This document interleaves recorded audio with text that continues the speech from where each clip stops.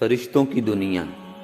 فرشتے اللہ تعالیٰ کی نورانی مخلوق ہیں جنہیں ان کی اصلی صورت و شکل میں دیکھنا نبیوں کے علاوہ کسی اور کے لیے ممکن نہیں ہے۔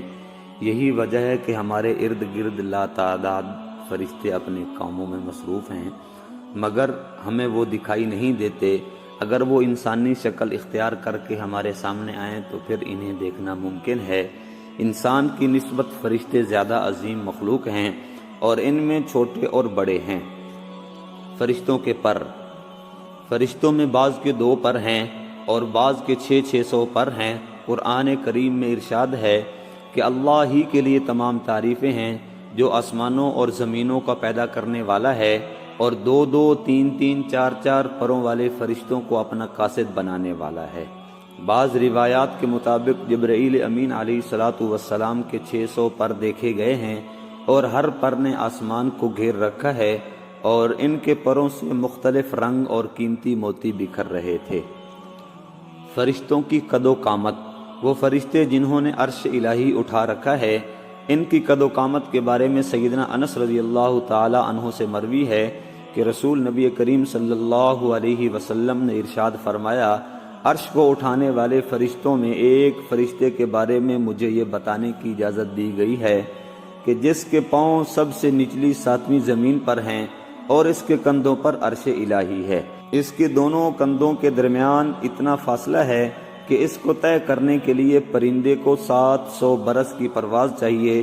وہ فرشتہ کہتا ہے کہ یا اللہ تو پاک ہے جہاں بھی ہے اور جہاں بھی ہو۔ فرشتوں کی ضروریات۔ اللہ تعالیٰ نے فرشتوں میں شادی بیاہ کی حاجت نہیں رکھی، اس طرح انہیں کھانے پینے سے بھی بے نیاز کر دیا۔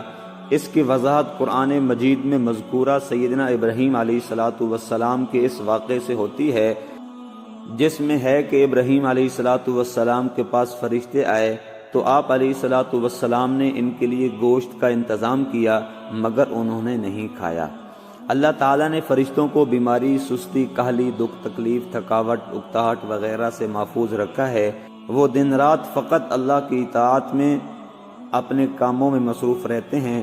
قرآن مجید میں بیان ہوا ہے، آسمانوں اور زمینوں میں جو کچھ ہے اسی اللہ کا ہے اور جتنے اس کے پاس فرشتے ہیں وہ اس کی عبادت سے نہ سرکشی کرتے ہیں اور نہ تھکتے ہیں۔ وہ دن رات اللہ کی تسبیح بیان کرتے ہیں اور ذرا سی بھی سستی نہیں کرتے۔ فرشتے تقریباً عام طور پر آسمانوں میں رہتے ہیں جو صرف اللہ کے حکم سے مختلف کاموں کے لیے زمین پر اترتے ہیں اور پھر واپس آسمانوں پر چلے جاتے ہیں۔ قرآن مجید میں ایک اور مقام پر خود فرشتوں کی یہ بات مذکور ہے، ہم تیرے رب کے حکم کے بغیر نہیں اترتے۔ فرشتوں کی تعداد۔ فرشتوں کی تعداد کتنی ہے اس کے بارے میں کوئی تفصیل نہیں ملتی، کیونکہ اللہ تعالیٰ کا فرمان ہے تیرے رب کے لشکروں کو تیرے رب کے سوا کوئی نہیں جانتا۔ بعض احادیث سے معلوم ہوتا ہے کہ فرشتوں کی تعداد بہت زیادہ ہے، بلکہ اندازہ ہوتا ہے کہ انسانوں اور جنوں سے بھی ان کی تعداد زیادہ ہے۔ سیدنا ابو ذر رضی اللہ تعالی عنہ سے مروی ہے کہ اللہ کے رسول صلی اللہ علیہ وسلم نے فرمایا، آسمانوں میں کہیں 4 انگلیوں کی جگہ بھی ایسی نہیں ہے جہاں کوئی فرشتہ سجدہ ریز نہ ہو۔ سیدنا عبداللہ بن مسعود رضی اللہ تعالیٰ عنہ سے مروی ہے کہ رسول اللہ صلی اللہ علیہ وسلم نے فرمایا، قیامت کے روز جہنم کو اس حال میں لایا جائے گا کہ اس کی 70 لگامیں ہوں گی اور ہر لگام کے ساتھ 70,000 فرشتے ہوں گے جو اسے کھینچ کر لا رہے ہوں گے۔ فرشتوں کی ایک اہم خاصیت۔ فرشتوں کی ایک اہم خاصیت یہ بھی ہے کہ وہ اللہ تعالیٰ کے حکم سے اپنی شکل و صورت کے علاوہ کوئی اور شکل بھی اختیار کر سکتے ہیں۔ یہ شکل کسی ایسے انسان کی ہو سکتی ہے جسے دیکھنے والا پہچان لے۔ انسانوں کے علاوہ کسی اور جانور کی صورت اختیار کرنے کی فرشتوں کو طاقت ہے یا نہیں، اس کے بارے میں قرآن و حدیث میں کوئی صراحت سے ذکر نہیں ملتا، البتہ ان کی انسانی شکل اختیار کرنے کے واقعات ضرور ملتے ہیں، جس سے یہ اندازہ ہوتا ہے کہ فرشتے اللہ تعالیٰ کے حکم سے دیگر شکلیں بھی اختیار کر سکتے ہیں۔ سیدنا ابراہیم علیہ الصلاۃ والسلام کے پاس فرشتے انسانی شکل میں آئے اور ابراہیم علیہ الصلاۃ والسلام ان فرشتوں کو پہچان نہ پائے۔ پھر فرشتوں کے بتانے پر آپ علیہ الصلاۃ والسلام کو معلوم ہوا کہ یہ انسان نہیں بلکہ فرشتے ہیں۔ سیدہ مریم علیہ الصلاۃ والسلام کے پاس جبرائیل انسانی شکل میں تشریف لائے تھے اور جبرائیل علیہ الصلاۃ والسلام سوائے 2 مرتبہ کے ہر بار نبی کریم صلی اللہ علیہ وسلم کے پاس انسانی شکل میں تشریف لائے۔ فرشتوں کی طاقت، اللہ تعالیٰ نے فرشتوں کو انسانوں اور جنوں سے کئی گنا زیادہ طاقت عطا کر رکھی ہے۔ حضور نبی کریم صلی اللہ علیہ وسلم جب طیف کے مقام پر وہاں کے لوگوں کو اسلام کی دعوت دینے گئے تو آپ صلی اللہ علیہ وسلم پر وہاں کے لوگوں نے ظلم و ستم کی انتہا کر دی اور نبی کریم صلی اللہ علیہ وسلم کو لہو لہان کر دیا۔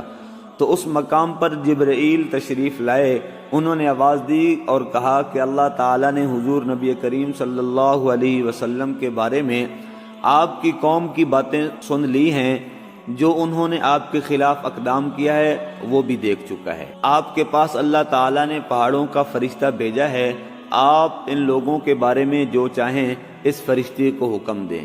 اس کے بعد پہاڑوں کا فرشتہ مخاطب ہوا، اس نے حضور نبی کریم صلی اللہ علیہ وسلم کو سلام کیا، پھر عرض کیا کہ اللہ کے رسول آپ جو حکم دیں گے میں اس کو پورا کروں گا، اگر آپ چاہیں تو میں دونوں طرف کے پہاڑوں کو ان پر لا کر ملا دوں جن سے یہ پس جائیں۔ اسی طرح جبرائیل کی قوت اور طاقت کے بارے میں قرآن مجید میں ہے کہ حضور صلی اللہ علیہ وسلم کو زبردست اور طاقت والے فرشتے نے سکھایا جو زور آور ہے۔ فرشتوں کا نظم و ضبط، فرشتے اپنے ہر کام میں نظم و ضبط کی پابندی کرتے ہیں، جس میں کسی قسم کی کمی پیشی یا سستی اور کاہلی وغیرہ کا مظاہرہ نہیں کرتے۔ جن فرشتوں کی جب اور جہاں ڈیوٹی شروع ہوتی ہے وہ اس وقت وہاں پہنچ جاتے ہیں اور اسے اچھے طریقے سے سر انجام دیتے ہیں۔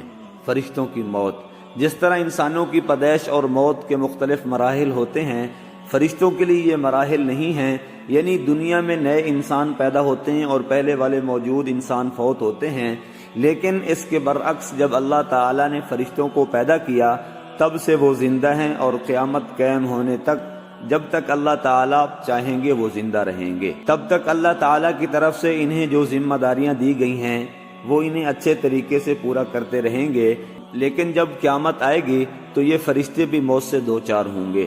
پھر ایسا وقت آئے گا جب کائنات میں اللہ تعالیٰ کے علاوہ کوئی بھی چیز زندہ نہیں رہے گی۔